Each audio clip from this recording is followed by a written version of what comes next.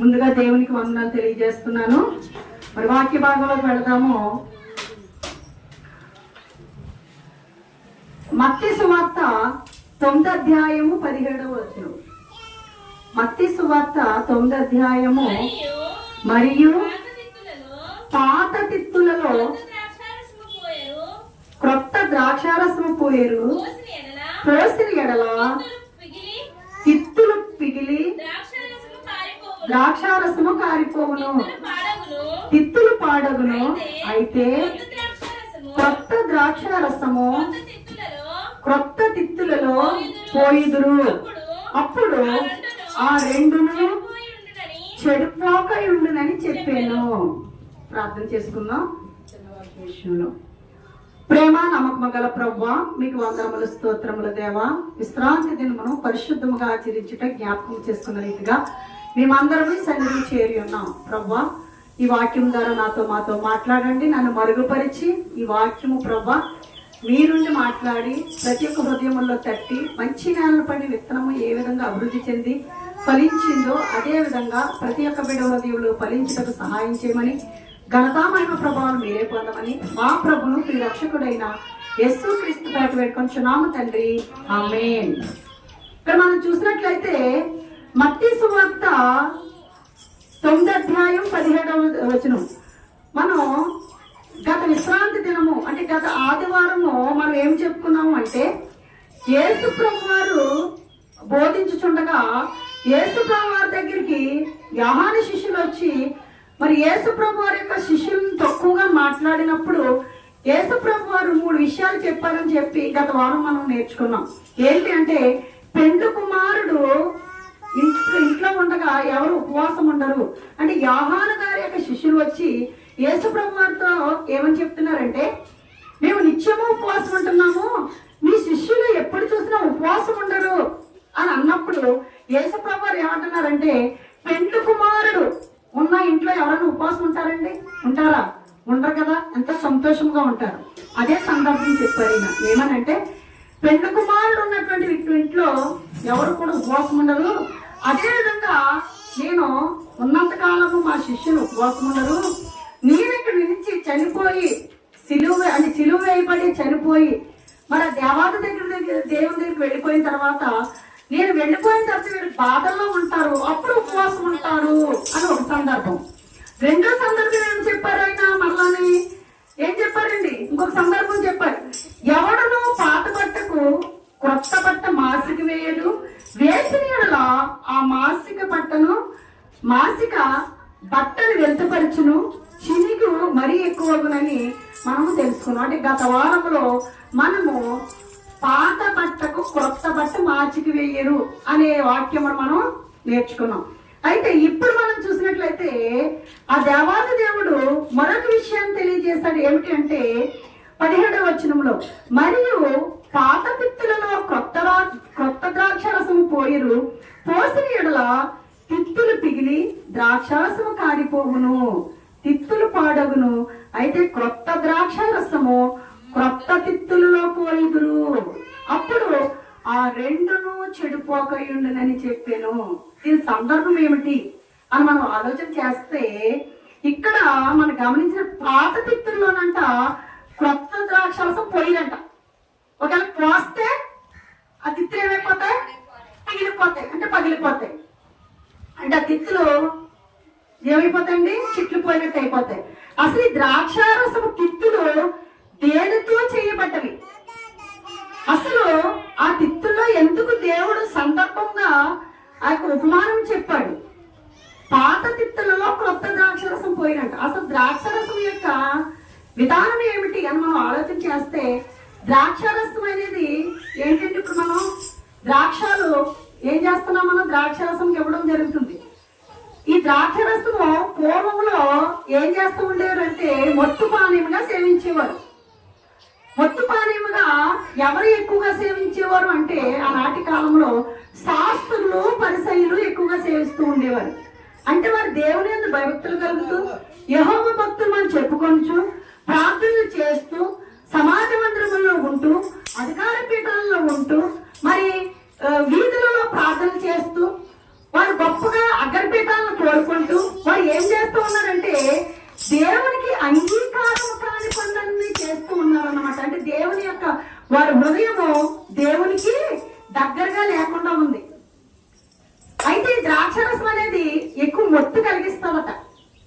ఇప్పుడు ఈ రోజుని చాలా మంది తీసుకున్నటువంటి మొత్తు పానీయాల్లో ద్రాక్షరసము అంటే మనకి ఇక్కడ బ్రాందీ, విస్కీ ఇటువంటివన్నీ ఉన్నాయండి.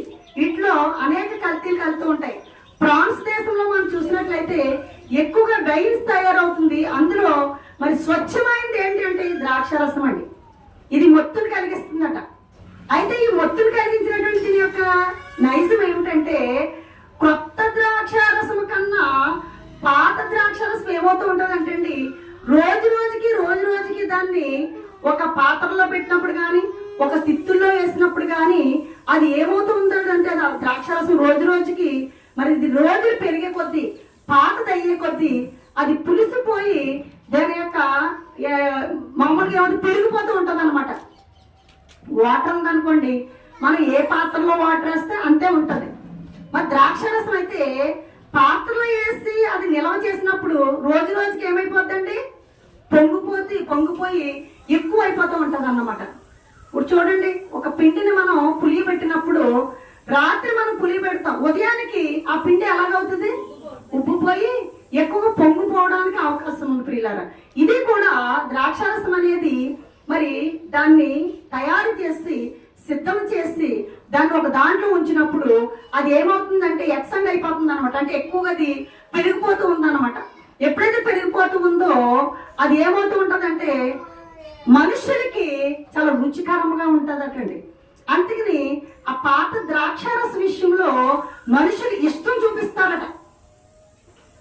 కనుక ఆనాటి కాలంలో ఒక వివాహానికి వెళ్ళినా గాని ఏ విందుకి వెళ్ళినా ప్రత్యేకత ఏమిటి అంటే ద్రాక్షారసం వేయటం. అందుకనే కానాను విందులో మనం చూసినట్లయితే యోహాను సువార్తలో అక్కడ ఒక సువార్త 2వ అధ్యాయములో మనం చూసినట్లయితే 10వ వచనం చూడండి. ప్రతి వాడును మొదట మంచి ద్రాక్షరసము పోసి జనులు మత్తుగా ఉన్నప్పుడు జబ్బు రసం పోయిను. నీవైతే ఇదివరకు మంచి ద్రాక్షరసం ఉంచుకుని ఉన్నావని అతనితో చెప్పాను. ఇక్కడ ఏమిటంటే ఏదైనా ఒక వివాహానికి వెళ్ళినప్పుడు లేకపోతే ఏదైనా ఒక కార్యక్రమానికి వెళ్ళినప్పుడు యూదుల సాంప్రదాయం ఏమిటి అంటే తప్పనిసరిగా ద్రాక్షారసము వేస్తారండి. ఆ ద్రాక్షారసం తాగి వారు మత్తులే. ఆ ద్రాక్షారసము చూడండి, ఏదైనా మనం వివాహానికి వెళ్ళినప్పుడు ఏమి బాగున్నాయని చెప్తాం. మనం వివాహానికి వెళ్తే పెళ్లి కూరమండి, భోజనాలు చూస్తామండి. రెండు అక్కడ పెండ్ల కుమార్తెని పెండ్ల కుమారుని చూస్తాము. ఇద్దరు ఎవరు బాగున్నారు ఎంచుతాము. తర్వాత భోజనాలు ఎలాగున్నాయి అని చెప్పుకుంటూ ఉంటాం. ఇంకా దేవుని యందు భయభక్తులు గలవారైతే వాక్యం కూడా గమనిస్తూ ఉంటారు. మరి ఇక్కడ మనం చూసినట్లయితే యూదుల యొక్క సాంప్రదాయంలో ఆ వివాహ వేడుకలో ద్రాక్షారసం పోసినప్పుడు ద్రాక్షారసం అయిపోతే యేసు తల్లి యేసుప్రభు వారి దగ్గరికి వచ్చి ద్రాక్షారసం అయిపోయిందని చెప్పినప్పుడు యేసుప్రభు వారు ఏమంటున్నారంటే, అమ్మా నాతో నీకేమి పని, నా సమయం ఇంకా నువ్వు రాలేదని చెప్పి మళ్ళీ తల్లితో ఆ మాట చెప్పి మళ్ళీ తల్లి మాటనైనా అనుసరించాడా లేదా చెప్పండి. అనుసరించి అక్కడ కొన్ని నీళ్లు తీసుకుని 6 రాతి పానాలు నింపమని చెప్పి ద్రాక్షరసం తయారు చేశాడండి. అంటే అక్కడ అవమానం జరగలేదు. అంటే మనం అనుకోవచ్చు ఇప్పుడు త్రాగుతూ ఉంటే ఇదేం పని అంటాం మనం. కానీ అప్పుడు పూర్వంలో యూదుల సాంప్రదాయం ప్రకారంగా ద్రాక్షరసం పోసేవారు. అంటే ద్రాక్షరసం అనేది పోసినప్పుడు ఏ ద్రాక్షరసం పోసేవారు అంటే పాత ద్రాక్షరసమే ఉంచేవారు. వివాహం జరుగుతుందన్న సమయంలో కొన్ని రోజుల ముందుగానే ఆ ద్రాక్షరసాన్ని నిల్వ ఉంచి అప్పుడు పోసేవారట. అయితే అలా పోసినప్పుడు ద్రాక్షరసం అయిపోతే మరి యేసుప్రభు వారు కొత్తగా తయారు చేసిన ద్రాక్షరసము మరి రుచించదు అసలు. కానీ ఆ ప్రజలు అంటున్నారు, ఇప్పుడు వరకు మంచి ద్రాక్షరసాన్ని ఉంచుకుని ముందేమో జబ్బులు పోసి ఇప్పుడు మంచిది పోసారు అన్నారు. కొత్త ద్రాక్షరసానికి విలువ లేదండి. కానీ యేసుప్రభు వారు చేశారు కనుక ఈ ద్రాక్షరసానికి గొప్ప రుచి వచ్చింది. దేవునికి మహిమ కలుగును గాక. అంటే యేసుప్రభు యొక్క బోధన మనం చూసినట్లయితే ఈ బోధ కూడా క్రొత్త ద్రాక్షారసంతో సమానం. ఇక్కడ అయితే ఇక్కడ మనం చూసినట్లయితే మరి మనం చదువుకున్నటువంటి పాఠ్యాంశంలో మరియు పాత తిత్తులలో కొత్త ద్రాక్షరసం పోయారు అంటే పాతవి ఏంటంటే ద్రాక్షరసం వేసే తిత్తులు. ఇవి ఎలా ఉంటాయి అంటే మనం చూసినట్లయితే మరి యెహోషువ గ్రంథము 9వ అధ్యాయము 4-5 శరణాలండి, 4-5 వచనాలు. యెహోషువ గ్రంథము 9వ అధ్యాయము 9-4-5 వచనాలండి. వారు కపటోపాయం చేసి రాయబారులమని వేషం వేసుకుని బయలుదేరి తమ గాడిదలకు పాత గోనెలు కట్టి పాతగిలి చీగి కొట్టబడి ఉన్న ద్రాక్షారసపు సిద్ధులు తీసుకొని. చాలమ్మా, ఇక్కడ చాలా జాగ్రత్తగా మనం గమనించండి. ముందు 4వ వచనం చూడండి ఒకసారి. వారు కపటోపాయం చేసి రాయబారులమని వేషం వేసుకుని బయలుదేరి తమ గాడిదలకు పాత గోనెలు కట్టి పాతగిలి చినిగి పుట్టబడి ఉన్న ద్రాక్షారసపు సిద్ధులు తీసుకొని. ఇక్కడ ఎవరితో అంటే ఇక్కడ మనం గమనించినట్లయితే హిత్తీయులు, అమోరీయులు, కనానీయులు, ఫెరిజ్జీయులు, హివ్వీయులు, హెబోసి అను వారు రాజులందరూ జరిగిన దానిని వినినప్పుడు ఏమి అన్నారు అంటే అక్కడ మనం చూసినట్లయితే మరి ముందు జరిగిన విషయంలో యెహోషువ సర్వ సమాజం ఎదుట మోషే ఆజ్ఞాపించిన వాటి అన్నిటిలో చదవక విడిచిన మాట లేదు. అంటే ధర్మశాస్త్రం అంతా కూడా యెహోషువ చదివి వినిపించినప్పుడు ధర్మశాస్త్ర గ్రంథంలో వ్రాయబడిన ప్రకారము యెహోవా సేవకుడైన మోషే ఇశ్రాయేలుకు ఆజ్ఞాపించినట్లు యెహోషువ ఇశ్రాయేలీయుల దేవుడైన యెహోవా నామమున బలిపీఠమును ఇనుప పనిముట్లు తగిలింపని కారు రాళ్లతో యాబాలు కొండ మీద కట్టించెను. దాని మీద వారు యెహోవాకు దహన బలులను సమాధాన బలులను అర్పించిరి. ఈ అర్పించిన తర్వాత యెహోషువ ఏం చేశాడంటే ఇశ్రాయేలీయులు ఎలా ఉండాలో ఆ కట్టడాలన్నీ నేర్పించిన తర్వాత యెహోవా దేవుడు అంటే ఇష్టము లేనటువంటి వారు ఎవరు అంటే అక్కడ 9వ అధ్యాయంలో మనకు కనిపిస్తూ ఉంది. మహాసముద్ర తీరముదంతటా ఉన్న హిత్తీయులు, అమోనీయులు వీళ్ళెవరు కూడా కనానీయులు, ఫెరిజ్జీయులు, హివ్వీయులు, యెబూసీలు అనే వారు వీళ్ళందరూ కూడా ఎవరికి వ్యతిరేకులు అంటే ఇశ్రాయేలు ప్రజలకు వ్యతిరేకులు అనమాట. కనుక వీళ్ళు ఏం చేస్తారంటే అసలు యెహోషువ ధర్మశాస్త్రం గురించి ప్రజలందరికీ తెలియజేస్తున్నాడు.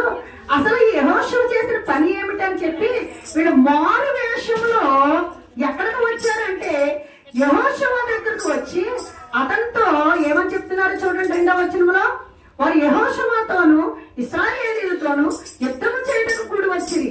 అయితే యెహోషువ యెరికోకును హాయికిని చేసిన దానిని గిబియోను నివాసులు వినినప్పుడు అదనమాట. అంటే యుద్ధం చేసినప్పుడు వీరు ఏం చేశారంటే వీరు గెలవడం జరిగింది ప్రియులారా.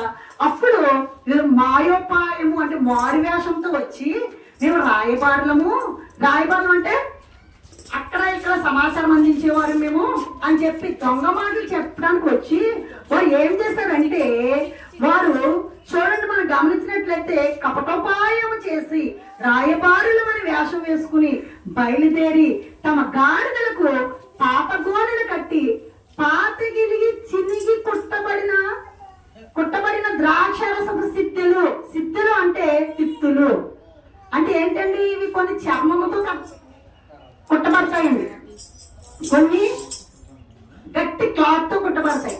అటువంటి తిత్తులలో ద్రాక్షరసం వేస్తామనుకోండి, మరి ద్రాక్షరసం రోజు రోజుకు ఏమైపోతుంది, అది పెరుగుతూ ఉంటుంది. అది పాతదయ్యే కొద్ది పెరుగుతూ ఉంటే మరి ఆ తిత్తులు ఆగుతాయండి. కొత్త ద్రాక్షరసంలో అసలు ఎప్పుడు వేయాలి, సిద్ధిల్లోని కానీ ఆ యొక్క తిత్తులలో కానీ ద్రాక్షరసం ఎప్పుడు వేయాలి తెలుసా?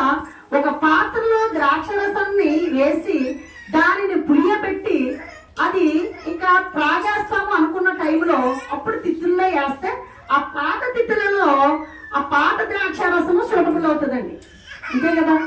కానీ ఈ పాత తిత్తుల దగ్గరికి కొత్త ద్రాక్షరసం పోసామనుకోండి, అప్పుడు కొత్త ద్రాక్షరసం ఏమవుతుందంటే అవి పిగిలిపోయే అవకాశాలు ఉన్నాయి.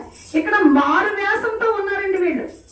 పాత ద్రాక్ష తిత్తులు తెచ్చారు. ఆ సిద్ధులు ఏమిటి? ఈ సిద్ధులు మనం చూసినట్లయితే మనం ఇప్పుడు తిత్తులు అని చెప్తున్నాం. అయితే యేసు ప్రభు వారు ఈ సందర్భం ఎందుకు చెప్పారంటే పాత తిత్తులలో క్రొత్త ద్రాక్షరసం పోయారు అంటే, పాత తిత్తులు అంటే ఇక్కడ ఎవరు అంటే శాస్త్రులు పరిసయ్యులండి ప్రియులారా. ఈ శాస్త్రులు పరిసయ్యులు కూడా సాంప్రదాయాలు మాత్రం చాలా ఎక్కువగా ఉన్నాయి. ఏ సాంప్రదాయాలు కలిగి ఉన్నారు వారు? పాత సంప్రదాయాలు కలిగి ఉన్నారు. ఏ పాత సంప్రదాయాలు కలిగి ఉన్నారు వారు? యెహోవా దేవుడు అక్కడ ఇచ్చినటువంటి ధర్మశాస్త్ర ప్రకారంగా వారు అనుసరిస్తున్నారు తప్ప, యేసు ప్రభు వారు ఈ లోకానికి వచ్చినప్పుడు యేసు ప్రభు వారు చెప్పినటువంటి మాటలు కానీ, యేసు ప్రభు వారు చెప్పినటువంటి బోధ కానీ వారు వినిపించుకోవడం లేదు. అంతేకాదు యేసు ప్రభు వారిని చాలా చులకనగా చూస్తున్నారు. కానీ యేసు ప్రభు వారు చెప్పినటువంటి బోధ కూడా ఆశ్చర్యపోతున్నారండి. అంటే దీని అర్థం ఏమిటంటే, మీరందరూ పాత తిత్తులతో సమానము. పాత తిత్తులలో క్రొత్త ద్రాక్షరసం అంటే యేసు ప్రభు వారు చెప్పినటువంటి మంచి బోధ, యేసు ప్రభు వారు చెప్పినటువంటి సత్యవాక్యము. అంటే మీ పనులు మానుకోలేదు, మీ ఆచారాలు మానుకోలేదు. అంటే దీని అర్థం ఏమిటంటే, మీరు చేసినటువంటి దొంగతనాలు మానలేదు, మీరు అబద్ధాలు మానలేదు, లేదా మీ వ్యభిచారము మానలేదు, మీ హృదయం దేవునికి ఇవ్వలేదు. కానీ దేవుని సన్నిధికి మనం డైలీ వస్తూ ఉంటాం, దేవుని సన్నిధిలో డైలీ ప్రార్థన చేస్తూ ఉంటాం, దేవుని సన్నిధిలో ఉపవాసాలు ఉంటూ ఉంటాం, ప్రతి ఒక్కరికి మంచి వాక్యాలు చెప్తూ ఉంటాం, ప్రతి ఒక్కరికి దేవుని గురించి సువార్త ప్రకటిస్తూ ఉంటాం. అన్నీ ఉన్నాయి కానీ మన హృదయం దేవునికి దూరముగా ఉన్నది. అంటే పాత తిత్తులతో పోలి ఉన్నది. సిద్ధులు అంటే ఇక్కడ ఆ తిత్తులు. అయితే ఇక్కడ మనం చూసినట్లయితే దీనికి మరొక అర్థం మనం చూసినట్లయితే కీర్తనల గ్రంథము 119:83లో మనకు ఒక మాట కనిపిస్తుందండి. కీర్తనల గ్రంథము 119 నేను 83వ వచనం అండి. చదువుతాను. నేను పొగ తగులుచున్న సిద్ధివలేనైతిని, అయినను నీ కట్టడలను నేను మరచుటలేదు. దేవునికి మహిమ కలుగును గాక.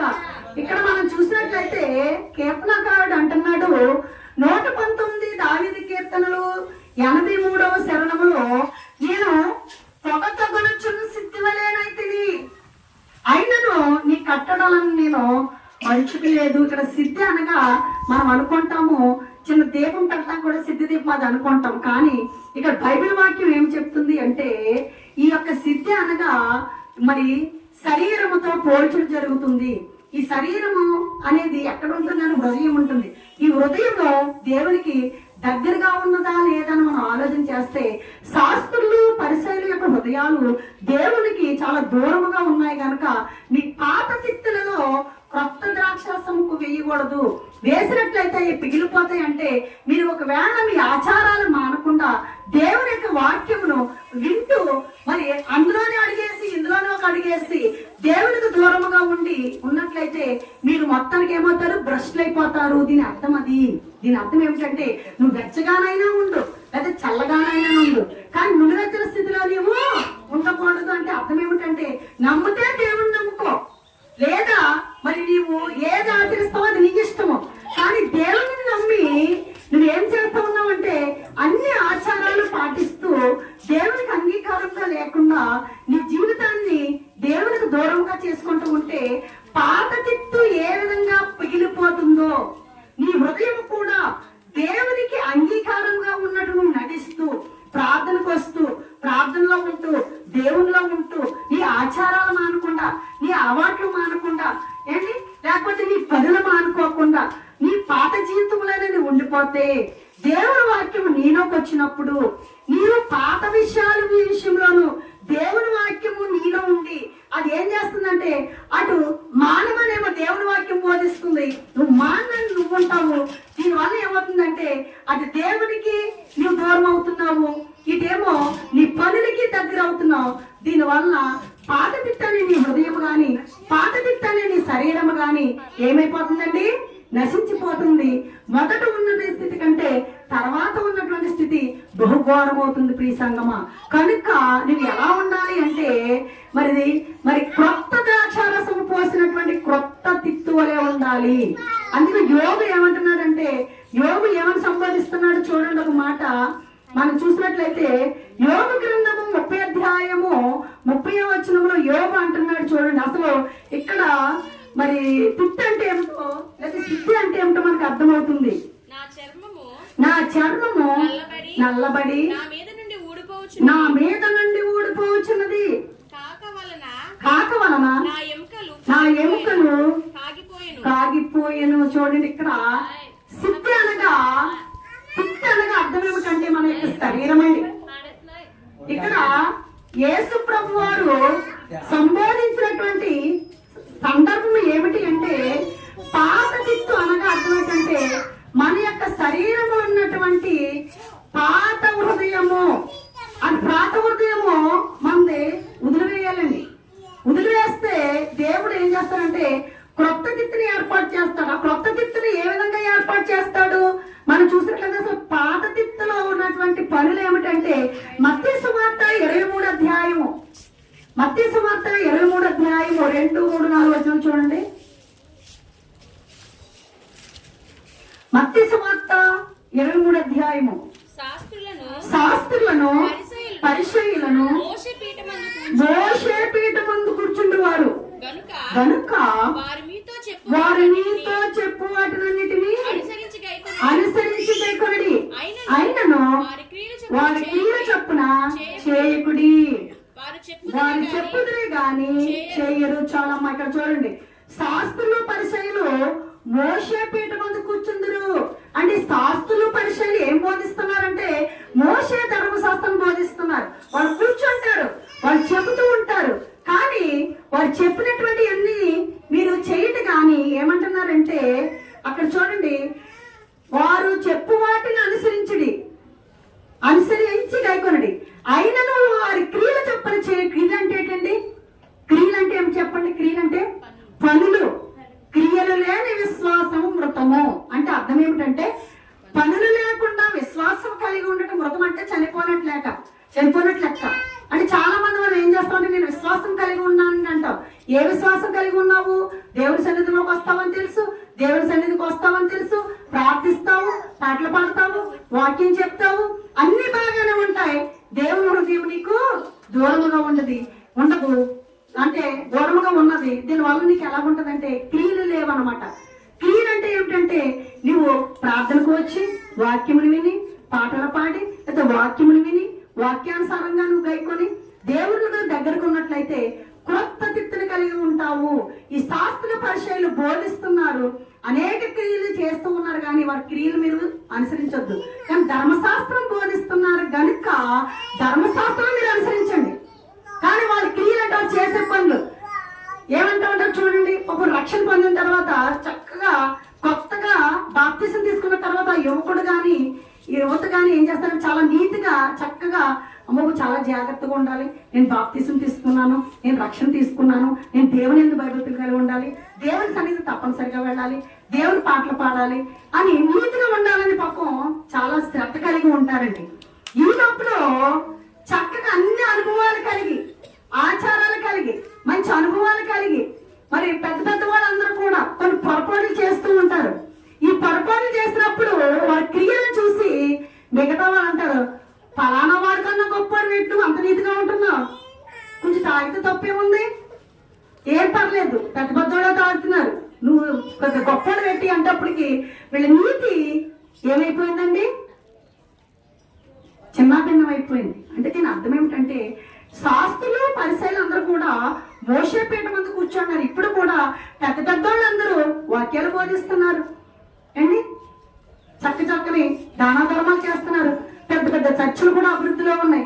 కానీ వీరు చేసే పనులు మాత్రం క్రియలను చూసి మరి ప్రజలు ఏమనుకుంటున్నారంటే వారి క్రియలు బాగోలేదు అనుకుంటున్నారు. కానీ మనం చేయవలసింది ఏంటంటే వారి పనులను బట్టి కాదు, వారి వాక్యములు వినండి అంతే. వారికి వ్యక్తిగత విషయం మనకు అనవసరం. ఈ విధానం అదనమాట. కనుక పాత తిత్తులలో ద్రాక్షారసం పోయకూడదు, కొత్త ద్రాక్షారసం పోయకూడదు.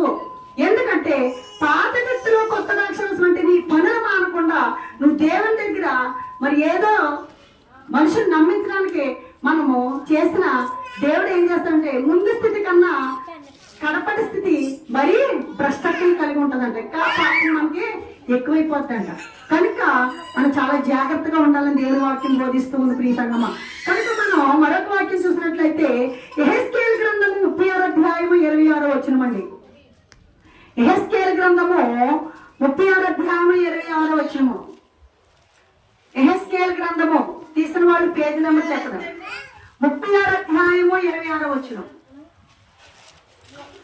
నూతన హృదయము నీకు ఇచ్చేదను, నూతన స్వభావం మీకు కలుగజేసేదను, రాతి గుండె మీలో నుండి తీసివేసి మాంసపు గుండెను మీకు ఇచ్చేదను, నా ఆత్మను మీ అందించి నా కట్టడలను అనుసరించు వారిని గాను నా విధులను గాయకొని వారిని గాను మిమ్మల్ని చేసేదను. దేవునికి మహిమ కలుగును గాక. ఇక్కడ మనం గమనించినట్లయితే నువ్వు క్రొత్త తిత్తుగా ఉండాలా, క్రొత్త తిత్తుగా ఉన్నట్లయితే అంటే క్రొత్త శరీరం కలిగి ఉన్నట్లయితే, క్రొత్త హృదయం కలిగి ఉన్నట్లయితే నీకేమంటున్నాడండి దేవుడు, నూతన హృదయం నీకు ఇచ్చేదను. నువ్వు నిజంగా మారు మనసు పొందావా, నిజంగా నువ్వు రక్షణ తీసుకున్నావా, నిజంగా నువ్వు ప్రార్థన చేస్తున్నావా, నిజంగా వాక్యంలో నడుస్తున్నావా, నిజంగా నువ్వు దేవుణ్ణే నమ్ముకున్నావా, లేదా నువ్వు మనుషులను నమ్ముకున్నావా?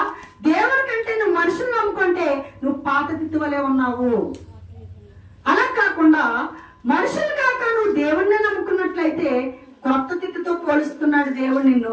ఆ క్రొత్త తిత్తు అంటే నీ నూతన హృదయము. దేవుని మహిమ కలుగును గాక. ఎప్పుడైతే నువ్వు నూతన హృదయం కలిగి ఉంటావో, నూతన హృదయం మీకు ఇచ్చేదను, నూతన స్వభావం మీకు కలుగజేసేదను, రాతి గుండె మీలో నుండి తీసివేసి మాంసపు గుండెను మీకు ఇచ్చేదను. అప్పుడు మీకు ఏమంటారంటే నా ఆత్మను మీ అందించి నా కట్టను అనుసరించే వాని గాను ఏం చేస్తున్నానండి, నా కట్టడను అనుసరించిన వాని గాను నా విధులను గాయకొన్న వారిని గాని చేస్తానంటున్నారు. నిజంగా మన దేవునిలో ఉంటే, నిజంగా క్రొత్త ద్రాక్షరసము మనము కావాలి అనుకుంటే, క్రొత్త ద్రాక్షరసంలో మరి కొత్త ద్రాక్షరసం తీసుకుని క్రొత్త తిత్తుల్లో వేస్తే అది రోజు రోజుకి పాతికినప్పుడు అది పెరిగిపోయిన తిత్తులు కూడా ఏమవుతాయండి, దానికి కెపాసిటీకి ఆ తిత్తులు కూడా భరించగలిగే శక్తి కలిగి ఉంటే రెండు పాడవు. కనుక నూతన హృదయం కలిగి ఉన్నావా, నూతన ఆత్మను ఇస్తానంటున్నాడు. నీలో రాతగుండెని తీసివేసి మాంసపు గుండె. రాతగుండె అంటే ఏ పనులు చేసినా సరే తప్పులేదు అనుకుంటామండి. దొంగతనం కూడా తప్పు కాదు, దొంగడికి దొంగతనం తప్పు కాదండి, అబద్ధాలు చెప్పేవాడికి అబద్ధం తప్పు కాదు ఏంటి, త్రాగుబోతుకి త్రాగడం తప్పు కాదండి, వ్యభిచారికి అనేక కుటుంబాలను నాశనం చేయడం తప్పు కాదు, ఏమి తప్పు కాదు వాడికి. ఇప్పుడు దేవదాసి వ్యవస్థ ఉన్నదనుకోండి, వేష వృత్తులు, వాళ్ళు తప్పు కాదు అనే కుటుంబాలు నాశనం అయిపోయినా. ఇప్పుడైతే వాళ్ళు అన్నీ మానేసుకుని ప్రభుత్వము వాళ్ళకు కూడా కొన్ని ఫెసిలిటీస్ కల్పించింది నాడు, అంటే తప్పు కాదు వారికి. కానీ రాతి గుండె ఎప్పుడైతే తీసేసి ఇలా మాంసపు గుండెని ఎప్పుడైతే దేవుడు ఇస్తాడో, నీళ్ళు ఎప్పుడైతే నూతన హృదయం ఉంటుందో, నీళ్ళు ఎప్పుడైతే నూతన ఆత్మ వస్తుందో, అప్పుడు నీలో ఏ పని చేయాలని సరే దేవునికి అంగీకారంగా చేస్తావు. నువ్వు తప్పు చేసినప్పుడు చేయకూడదని నీ ఆత్మ గర్తిస్తుంది. దేవుని సంగమ, దేవుని మహిమ కలుగును గాక. కనుక మనము యేసుప్రభువు వారు చెప్పినటువంటి సందర్భంలో క్రొత్త తిత్తులలో క్రొత్త ద్రాక్షరసం పోస్తే పాడగదు, పాత తిత్తులలో క్రొత్త ద్రాక్షరసం పోయినదంటే శిథిలమైపోయినటువంటి ఈ శరీరము, అనేక పనులు చేసినటువంటి శరీరము, అనేక అలవాట్లు గురైనటువంటి శరీరము, త్రాగుడు గురయ్యి ఈ అవయవాలన్నీ పాడైపోతే తర్వాత నువ్వు వచ్చి దేవుని వాక్యం వింటాను అంటే అన్ని అవయవాలు పాడైపోయిన తర్వాత మొత్తం ఏ స్వస్థపడతాడండి దేవుడు. అన్ని అయిపోయిన తర్వాత చివరికి దేవునిలోకి వస్తాం మనం. అంటే రిటైర్మెంట్ అయిపోయిన తర్వాత మనం దేవునిలోకి వస్తాం. గవర్నమెంట్ గా పనిచేయం. ఉద్యోగస్తుడు 58 సంవత్సరాలు కానీ 62 సంవత్సరాలు కానీ రిటైర్మెంట్ అవుతున్నాడు. గవర్నమెంట్ కే పని చేయం మనం.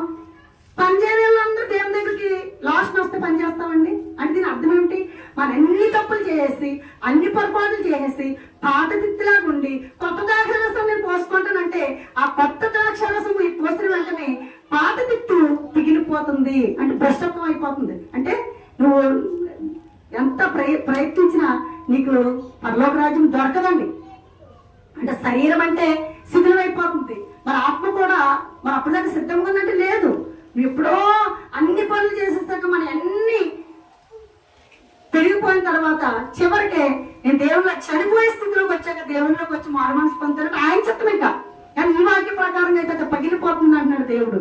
కనుక మనము నూతన హృదయం కలిగి ఉందాము, నూతన మనసును కలిగి ఉందాము, ఆయన ఆత్మ కలిగి ఉందాము. మరి నూతనమైనటువంటి క్రొత్త తిత్తులో క్రొత్త ద్రాక్షరసం ఏ విధంగా పోయబడుతుందో మనం నూతనంగా మాట్లాడితే క్రొత్తగా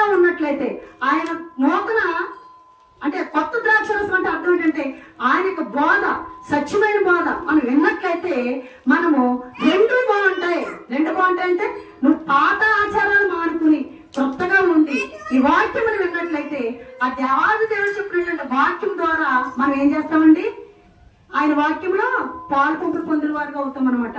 అందుకనే ఒక మాట చూడండి, ఒక మాట చెప్పి ముగిస్తాను. ఈయన చాలా మంది ఆశ్చర్యపోతున్నారని చూడండి. మార్కు సువార్త 1వ అధ్యాయము 22-27 వచనాలండి. మార్కు సువార్త 1వ అధ్యాయము ఏం చేస్తున్నారో చూడండి. అక్కడ వాళ్ళు ఏమనగా మార్కు సువార్త 1వ అధ్యాయము 22వ వచనము చదివి తర్వాత 27వ వచనం చదవాలి.